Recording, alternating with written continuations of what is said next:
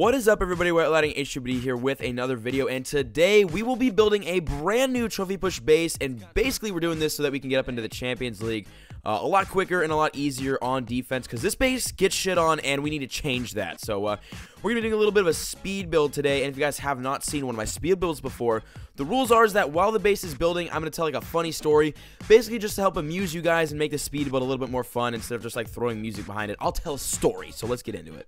Alright, so for today's story, I'm going to be talking about the times, plural, that I ran two of my friends over with my car.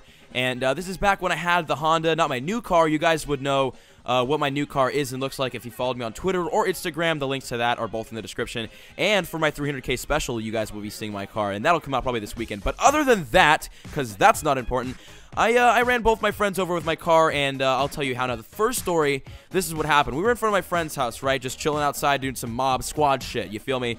And then I started reversing, reversing down the street, God knows why, and I was going kind of fast, and then my friend Michael was sprinting straight towards me, right? So I was like, all right. So I, braked really hard, and I stopped, and I threw it into drive, and then I just started gassing it forward. I was going pretty fast, maybe like 10, 15 miles per hour, and he just kept sprinting at me, and he wouldn't stop, and I think he expected me to, like, slow the car down and brake in front of him, but I didn't. I just kept going. So he hit the front of my car. He rolled over the front, rolled over the top of my car and off the back, and we stopped, and I'm like, oh my fucking god, I just killed him.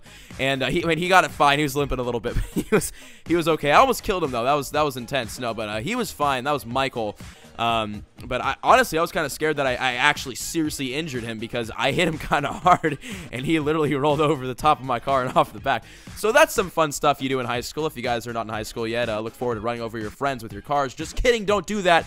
That's not smart, and I am not a good influence, but it's okay. So the second story, I ran my friend Dom. I wouldn't say I ran him over, but it's more like I hit him.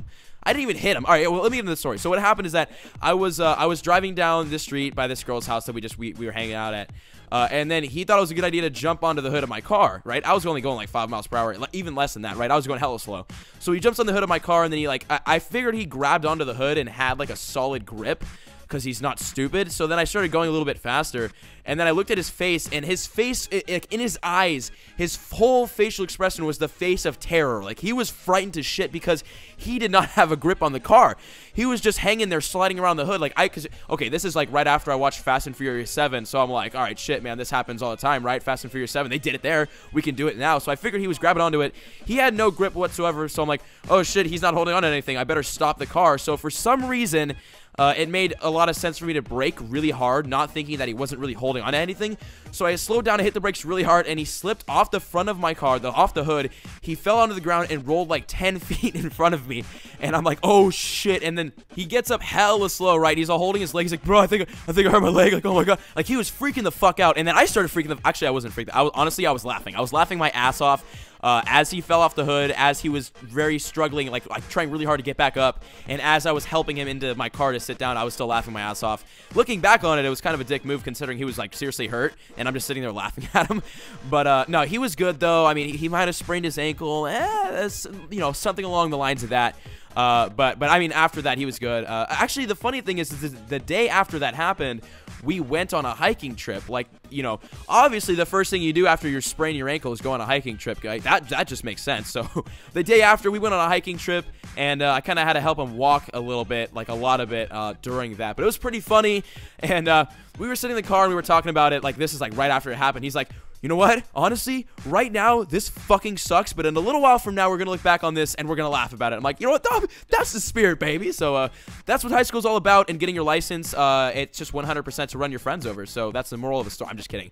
Do not run your friends over. It's not safe. But those are just that's just some funny story I thought I'd give while this base was building, because I usually do a story. I might have told the first part of the story before, but I had to tell the first part to tell the second part. So that was today's story, and this is our brand new trophy push base. Alright, so I hope you guys enjoyed that story, and this is our brand new trophy pushing base, and I'm actually pretty excited to take this thing out in the Masters 2 League, because as you can see, we only have 231 defenses won in the span of like 2 years, so that's pretty shitty, and I'm kind of hoping to definitely bump that number up just a little bit. So yeah, that's today's base and video, and now let's get to today's comment question of the day. Alright, so today's comment question of the day comes from Lefty Aboud, and he asked, what are your thoughts of sandboxing not working anymore because of the new update Supercell did? Now, for a long time now, I have been preaching and begging and asking Supercell to do something about iMod, about Sandbox, about all these mods that people use in Clash of Clans, and there probably are a lot of iMod users watching this video right now, and if you guys do use iMod,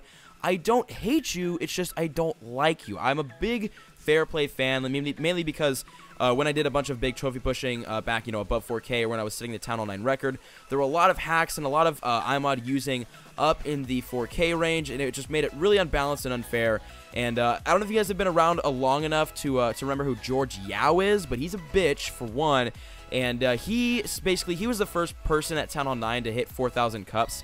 But that was back when Town Hall 10 didn't exist, and he used iMod and third-party things like that in order to boost up his cup. So, back when I was really an avid trophy pusher at Town Hall 9 and I held the record, I really didn't like him, and I did not like people who used iMod, and I felt that if at Town Hall 9 you used iMod to get the trophy record, then it was cheating, and it was not considered, you were not considered the record holder. So, I'm a big fair play fan. I really hate iMod. I hate all these mods that people use, and then people try to justify it, like in Clan Wars, like sandboxing. A lot of people, what they would do is in Clan Wars is they'd go and attack the person's base, basically just to practice on it before they did the actual attack. And people's argument were, oh god, if you use your sandbox and you attack the base before you actually attack it, you're just practicing so that you do the better attack. And then it's just like, no, you're cheating. You're fucking cheating, because when you go do the war attack, you practice as many times as you could, and you know where the traps are, you know what the clan castle troops are.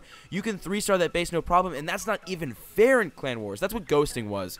And I don't know if that's what Masterov got banned for when he showed that in his videos. I don't know, but that's a whole different conversation. But yeah, I'm really glad that they took that out of the game and that it's not doable anymore with this new update. I have been asking so long for this, so this update actually is not that bad only because of that one fact. So I am hugely excited to know that, iMod, sandboxing, all that crap is out of the game, or for the most part out of the game with this new update. So that's really awesome. So shout out to Supercell on that, and that's kind of how I feel on that topic. So that's today's comment question of the day. If you guys want your comment question of the day answered in next video, make sure to throw it down in the comments, and you might possibly get picked for next video. And yeah, guys, that is it for today's video. I hope you enjoyed, and I will see you in the next one. I love you all. Peace.